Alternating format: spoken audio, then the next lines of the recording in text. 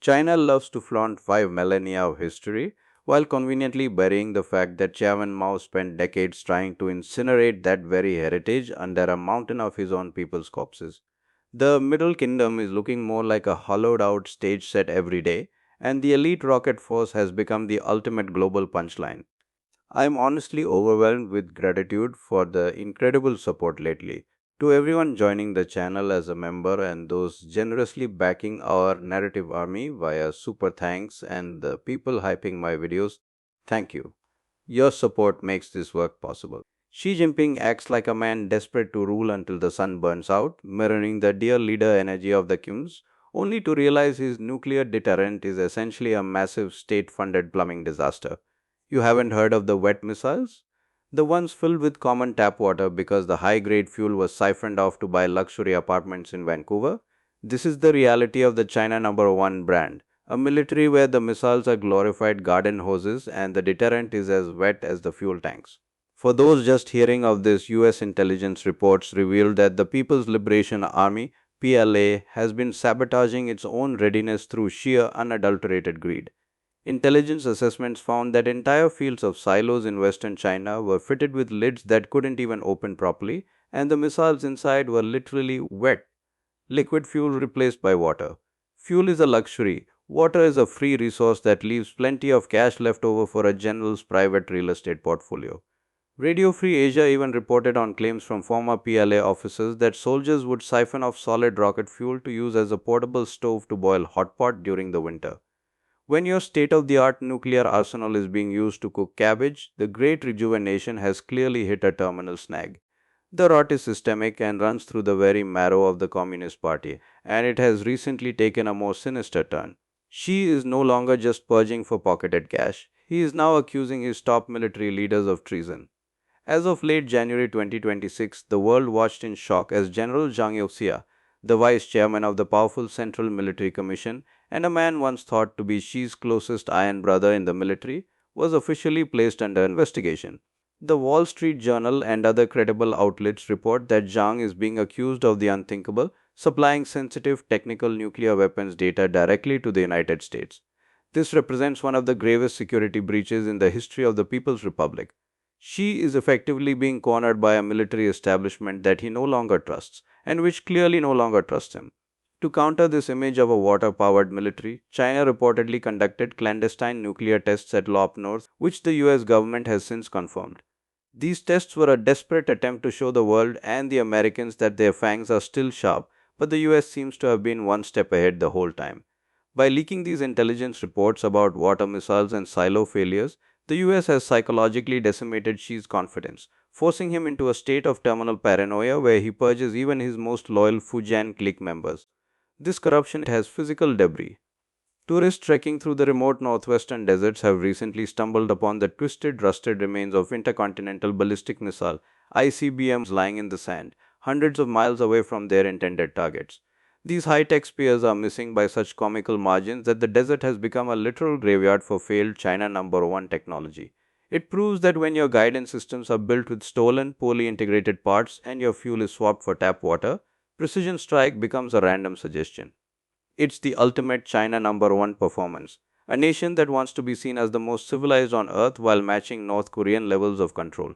They forgot that Mao wiped their true history with the blood of their countrymen, leaving behind a hollow shell that tries to hide its insecurity with slogans and plumbing disasters. The obsession with appearance extends far beyond the military. In China, the face of a project is worth more than the project itself. Reports from Six Stone and the paper detailed how factories in Shandong and Yunnan were caught literally spray painting barren rock faces and dead hillsides with green oil based paint to fool satellite imagery and passing environmental inspectors. When the central government demands green development, the local officials deliver it with a bucket of emerald green semi-gloss. This China number one philosophy dictates that if you can't actually grow a forest, you just paint one and include the cost in the local GDP. It is a literal Potemkin village on a continental scale, creating an ecosystem where the rocks are toxic and the grass is plastic. Then we have the Solar Mountains, another glorious installment in the theater of the absurd. If you look closely at these mountains covered in silicon scales, you'll notice they've slapped solar panels on every single face of the ridge. north, south, east, and west.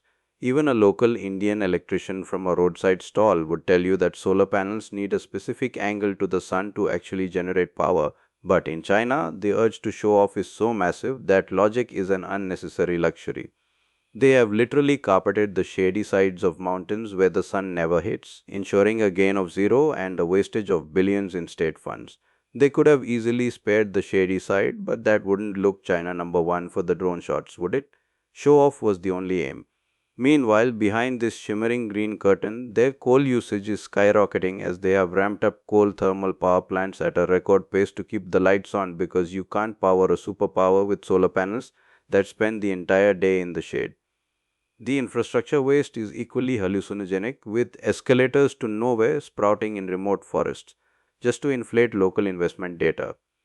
It's the same logic that leads to fake sewer lids being painted onto asphalt or fake fire hydrants that aren't connected to water pipes. But the most profound lie of all might be the very existence of the Chinese population as we know it. For years, the world has accepted the official count of 1.4 billion people, but independent research suggests the dragon is much smaller than it claims to be. Credible researchers like Yi Fuxian suggest that China's population has been massively overinflated to secure central subsidies, basically ghost people used to siphon off ghost money. Research using nighttime light satellite imagery suggests that autocracies like China overstate their GDP and population growth by about 35% because the glow of human activity recorded from space doesn't match the official output. Further research into the salt consumption conjunction shows that the volume of salt eaten in China doesn't correlate with 1.4 billion people. If you look at the total tonnage of salt sold and consumed, it matches a nation of perhaps 700 million to 800 million people eating a normal diet. This would mean China has spent decades lying about nearly half a billion people just to maintain the psychological edge of being China number one. The ghost city phenomenon is a physical manifestation of this lie. Across the country, thousands of newly built neighborhoods sit entirely dark at night. These areas have the capacity to house millions, yet they remain empty because the demand simply isn't there. The people required to fill them don't exist, or they are too busy struggling in the real economy to move into these concrete monuments to central planning hubris. The transition to a North Korean style of governance is a deliberate blueprint to manage this decline. The social credit system is the ultimate executioner of trust, where a single jaywalking incident or a critical social media post can bar you from buying a train ticket. It is a society of terrified snitches where every word is monitored. The regime's claim to have eliminated absolute poverty is perhaps the most sickening lie of all. While they build skyscrapers, scores of people are forced into the gutter oil economy. In many Chinese cities, you can see people skimming putrid sludge from the sewage system and street gutters to filter and resell it as cooking oil. It is a multi-million-dollar industry born of desperation and a total lack of regulatory oversight. Ironically, as of 2025, this gutter oil has been rebranded as a prized commodity for sustainable aviation fuel exports to Europe, while the poor in China's backstreets are still likely eating it for breakfast. When your civilized superpower is literally recycling human waste to fry its food, you haven't eliminated poverty, you've just renamed it. The economic engine is equally fraudulent. The property sector, once representing 25% of GDP, is now a graveyard of unfinished ghost cities. Local government debt has soared to 88% of GDP, hidden in financing vehicles that are essentially ticking time bombs. Total debt to GDP has hit 290%. When you build cities for people who don't exist, using money you don't have, to impress a leader who can't distinguish between fuel and tap water, you aren't an economic miracle, you're a giant Ponzi scheme with a permanent seat on the UN Security Council. The youth unemployment rate, which Beijing massaged to 18.8% in mid 2025, tells the real story. The lying flat generation has realized that the social ladder is a treadmill moving backward. They are the educated elite of a country that only has room for more low wage factory drones and loyal sycophants. Jack Ma is the perfect example of what happens to anyone who points at the cracks. The Alibaba founder was silenced and forced into exile after calling Chinese banks pawn shops.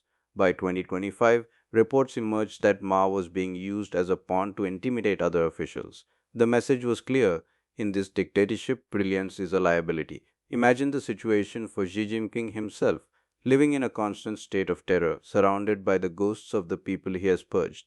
He knows that his generals are lying, his population is a fabrication, and his nuclear secrets are likely sitting on a desk in Langley. He stands there holding a leaky hose, terrified that the next warrior to enter the palace won't be carrying a bow, but a real missile that actually has fuel in it. Xi's China number one narrative is now a prison of his own making. By purging the very people he once trusted, like Zhang Yusha and He Weidong, he has created a vacuum where no one dares to speak the truth. If a subordinate tells the truth, they are disappeared. If they lie, they survive. Thus, the system is now optimized for the production of high quality lies. The state has achieved the perfect North Korean condition: absolute control, absolute surveillance, and absolute fiction. They want the world to believe they are the pinnacle of civilization, but their legacy is a trail of aesthetic deceptions and 700 million real people wondering if their dinner was cooked in sewage. The propaganda machine, working overtime, churns out state sponsored influencers who walk through the shiny parts of Shanghai while ignoring the rat tribe living in the basements and the elderly selling scrap metal to survive. The cultural lobotomy performed by the CCP has left the nation without a moral compass. By wiping out the 5,000 years of history they so loudly claim, the party replaced traditional ethics with a transactional loyalty to the state. This has led to a society where skimming grease from a drain is a viable business model and applying toxic paint to a rock is considered environmental progress. There is no longer a shared sense of truth, only a shared fear of being caught on the wrong side of the social credit system.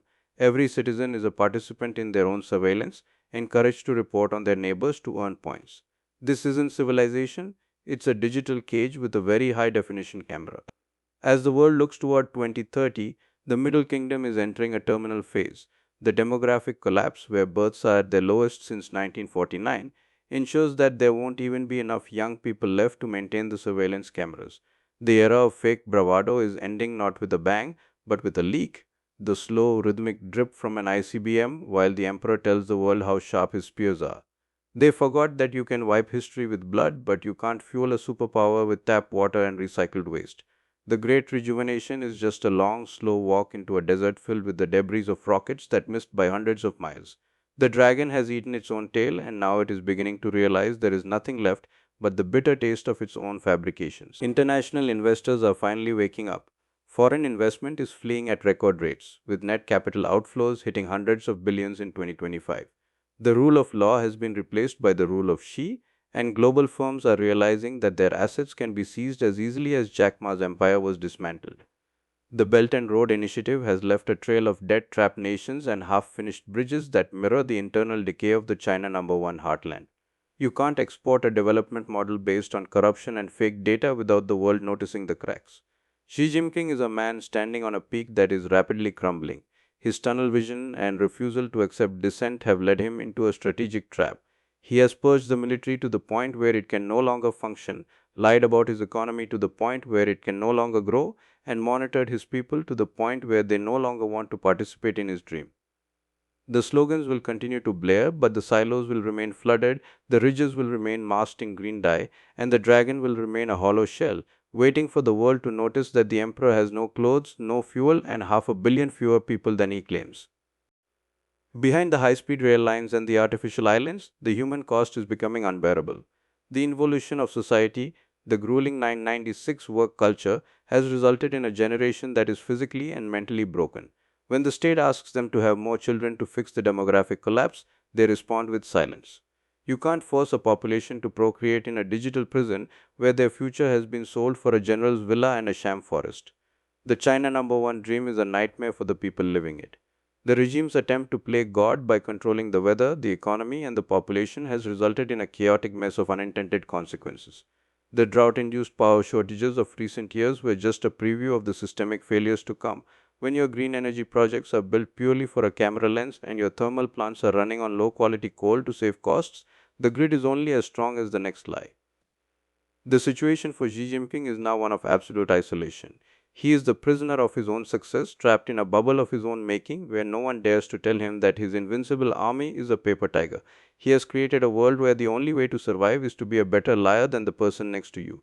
This is the same logic that leads to a total disregard for human life in pursuit of a marginal profit.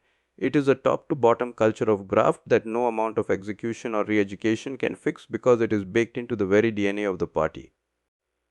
The final legacy of China number one will not be the displacement of the US dollar. It will be the most expensive, most technologically advanced failure in human history. The dragon isn't dead yet, but it is hollow, and the wind is starting to howl through the cracks in its scales.